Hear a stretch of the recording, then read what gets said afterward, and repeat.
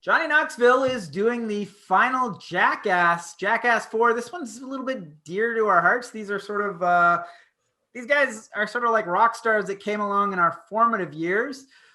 Things aren't all rosy though. I'm not in Jackass 4. If anybody cares about me, don't go see their movie. Jackass 4 is going forward, however, not with one of the founding fathers, Bam Margera. Are you telling me that I'm too Jackass for Jackass? Bam Margera has had a lot of trouble with sobriety in the last couple of years, and because of this, he's been very outspoken on the internet, speaking to TMZ, going hard after Johnny Knoxville and the producers and all the guys at Jackass, saying that I have to walk on eggshells and jump through your hoops, which is already impossible. Do you blame production for putting you through all that, or are you going to take it? It was the definition of fucking torture. Yeah. They tortured me.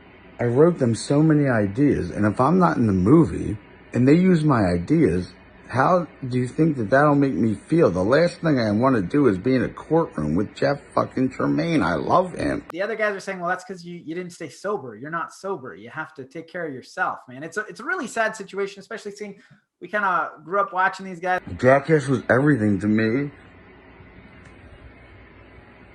And now I'm so relieved that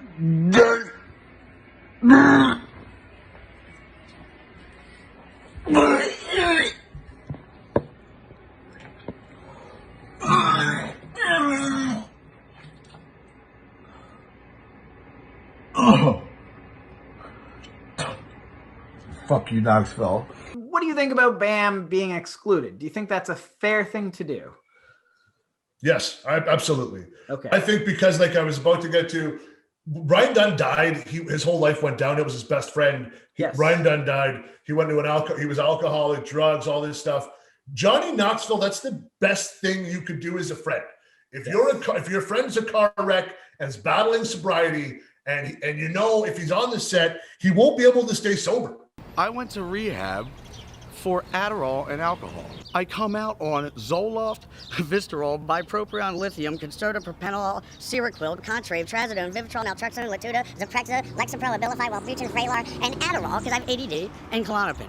And Dr. Knoxville said, you're allowed to take all that except Adderall and Klonopin. I'm like, well, who are you to say? This is what the doctors say I need. Steve-O has gotten sober, and he says part of the fun for him is getting to do this sober. He's never done it sober before. Exactly. So he's going to have those memories, as he says.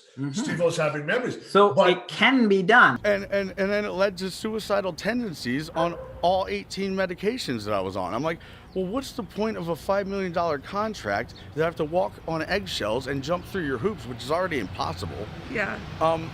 To obey if I'm dead. What the fuck is the point of having the money if I'm not here anymore because I was going to die of a pill overdose or suicidal thoughts? They're saying that he's violated the terms of his contract, which is he failed to remain sober, and they're saying he's a liability. He's been on Adderall. He's been in rehab for Adderall and alcohol. I went there thinking I was going to do 30 days, but they insisted that I do 90 days. And I'm like, all right. Is this on my bill or yours? Well, it's on mine. I'm like, well, all right, I don't want to do it, but I'll do it because you give me $5 million every time we do a movie or more. They keep saying, Ben, we love you and it's not about the movie. It is about the movie because that's all I've been wanting to do for 10 years. And that's you're rocking a hurt place, and I feel bad for Bam. I really kind of do. Yeah.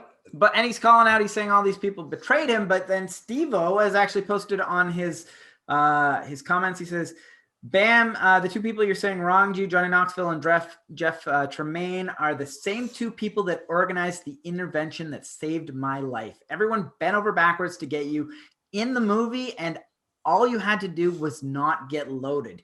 You've continued to get loaded, and it's that simple. We all love you every bit as much as we all say we do, but nobody who really loves you can enable or encourage you to stay sick. And I think that's the most loving thing that you can say. That's from Steve-O, who was an addict and is now looking at his friend in the same situation saying, you got to do this, man. You got to get sober. It's tough love, man. That's exactly what it is. You know what? We'll get you to rehab. But you got to stay sober. But then at the same spot, I got to look at like whose friends are coming when he comes out of rehab. Who are the friends Those friends that are with him that get him back into it, they need to go. You need to focus on him, and that's what he needs to do. Yeah. He needs to focus on himself. And it sounds like to me that's what the guys from Jackass are doing, and good on him. It sucks now, Bam, if you ever fucking Google this or YouTube this and you find this, it sucks.